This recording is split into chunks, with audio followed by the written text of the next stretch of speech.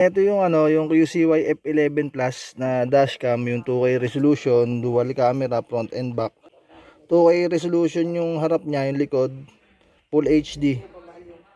Super night vision, meron siyang loop recording, auto delete.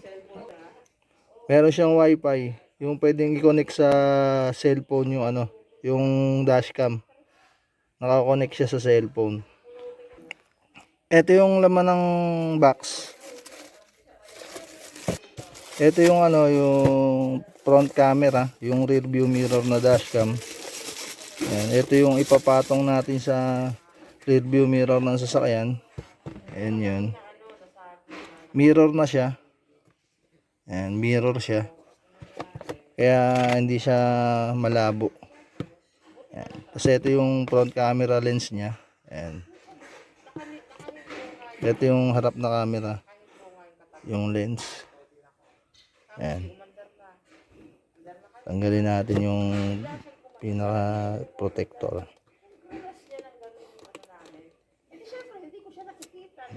Ayan yung front lens.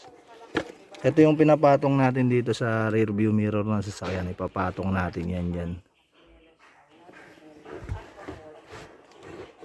Ayan, tapos ito yung back camera. Ito yung ikakabit natin sa likod. Ilalagay natin sa likod to. Ayan. Siya yung mag-auto switch pagka atras yung sasakyan. Tapos nagre-record din siya. Nagre-record din to. Kaya may record din yung likod na camera nyo. Makukuha nyo yung record, mababackupan. Ayan. Gawin nyo, pag-iwalayin nyo muna to. Napag-ihiwalay yan. Yung connector.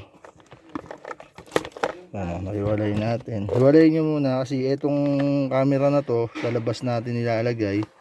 Kasi itong wirings na mahaba sa loob.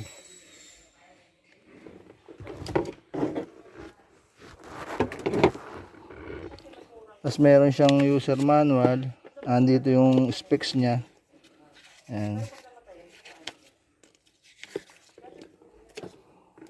Dalawang rubber clips. Ito yung ipang-iipit natin sa dashcam para mapatong natin.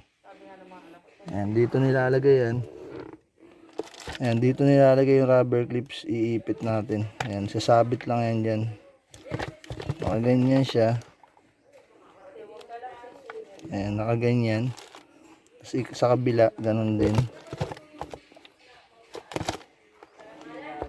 Ayan. Ayan, nakaganyan siya. Ayan. Kasi papatong natin dito. Ayan yung ipang iipit nyo. Iipit natin ganun. Isasabit nyo rito sa baba. Ayan. Tapos meron din siyang kasamang yung dual adhesive tape tsaka dalawang screw. I-screw natin siya sa likod. Ito yung dalawang screw. Ayan yung ipang i-screw natin sa camera sa likod. Tapos yung dual tape, ididikit muna natin. Tapos i-screw. Ayan, kailangan yan.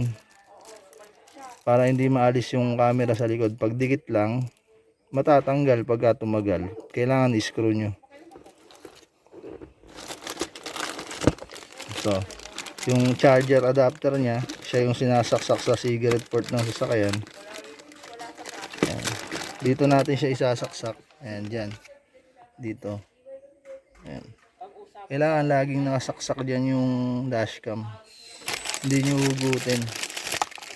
Kung kailangan nyo ng extra port, bibili kayo ng splitter. Ayan, dyan natin siya isasaksak. Ito yun.